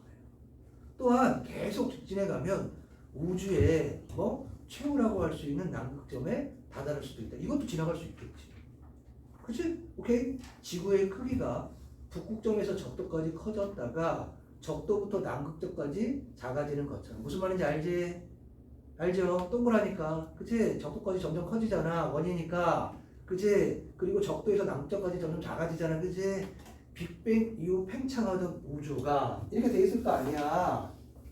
그래서 이 북극점에서 적도까지 갈 때는 점점 작아지고, 다시 적도에서 어디까지 갈 때는 남까지 갈 때 커진다는 거 아니야. 그치? 오케이? 자, 빅뱅 이후 팽창하던 우주가 다시 수축하면서 최후를 맞는다는 거죠. 이렇게 되면 우주의 최후인 남극점 역시 특별한 지점이 특이점이 아닌 게 됩니다. 그치? 된대요. 이처럼 허수 시간을 도입할 경우 우주의 시작이나 최후는 있다 하더라도 특이점은 존재하지 않게 된다. 거슬러 갈 수 있는 거지. 이는 우주는 유한하지만 시 공간에는 경계가 없다는 호킹의 생각을 보여주는 것이다. 선생님도 읽어도 사실 무슨 말인지 잘 모르겠어요. 호킹의 생각을 내가 어떻게 따라가겠니? 그치? 그치? 근데 그냥 천천히 읽고 우리 마킹이나 잘하자. 그치? 호킹의 생각을 재미없었니? 라인 괜찮지 않니? 이해하지 못하더라도 어떻게 하자고? 제일 중요한 게 뭐다? 허수다. 그치? 오케이? 그냥 허수를 사용하면 뭐 한다 얘들아? 시간을 최초를 거슬러 갈 수 있고 최후도 지나갈 수 있다. 그 정도만 알면 되지 않을까? 마지막 단락. 허수는 일상적인 감각으로 파악하거나 떠올리기 어려운 수예요. 그치? 직관적으로 파악하기 어려워. 그렇지만 이렇게 되고 사실연산에 맞게 이렇게 되고 아무런 문제가 없어. 그치? 허수가 널리 쓰이게 된 것은 이렇게 수학 법칙과 모순됨이 없으면서도 설명하기 어려운 것들을 설명해 줄 수 있기 때문이죠. 뭐처럼? 우주의 역사처럼. 그치? 오케이? 오일러의 공식의 경우 오늘날 전자공학이나 전파공학대 분야에서 필수적이 된 것도 그거라고 할 수 있다. 호킹이 주목한 것도 마찬가지래. 당연히 허수 시간이라는 것의 개념을 떠올리기가 쉽지 않으며 존재를 직접적으로 증명하기 어려워요. 그치? 그렇지만 호킹은 우주의 시간이 시수시간에 한정된다고 보지는 않았대요. 시수시간으로 계산이 불가능한 부분에서는 허수시간으로 계산을 연장할 수 있다는 것이죠. 이거 봐봐. 우리 양자의 세계는 뭐로 설명이 안 돼? 고전역학으로 설명이 안 되잖아. 그치? 그래서 양자역학으로 설명하는 것처럼 뭐가 있어요? 우주의 역사를 뭘로 설명할 수 있는 게 있고 실수로 설명할 수 있는 게 있고 그치? 그것이 설명되지 않는 건 뭐로 설명한다는 거야? 허수로. 그러니까 뭐하고 뭐는 스티븐 호킹이 생각하기에 실수와 허수는 상호 보완적인 우주의 역사를 규명하는 상호 보완적인 개념이 되는 거지. 마치 무엇과 무엇처럼 고전 역학과 양자 역학처럼. 됐죠? 그래. 자, 호킹은 완벽한 계산을 통해 우주의 변화를 구체적으로 예측할 수 있고 그것이 일착이 된다고 보았다. 별로 어렵지 않아요. 이제 할만해. 그치? 위클리드 설명을 하나 적절한 것 그랬습니다. 특정 수학 개념의 등장 과정을 살펴보고 허수겠지. 그치? 그런데 이 개념의 변천 과정은 아니다. 그치? 개념 자체가 변한 건 아니야. 오케이?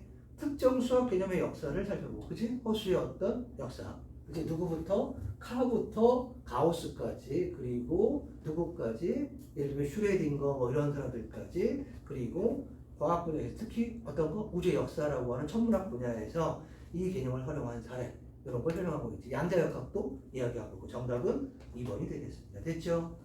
자, 2번 문제는 카르다노, 데카르트, 가우스, 슈레딩거, 호킹. 그치? 전부 사람들이에요. 그죠? 정답은 세 번째 거였지. 데카르트가 창안한 좌표평면에 뭐를 그 허수를 표시할 수 없어요.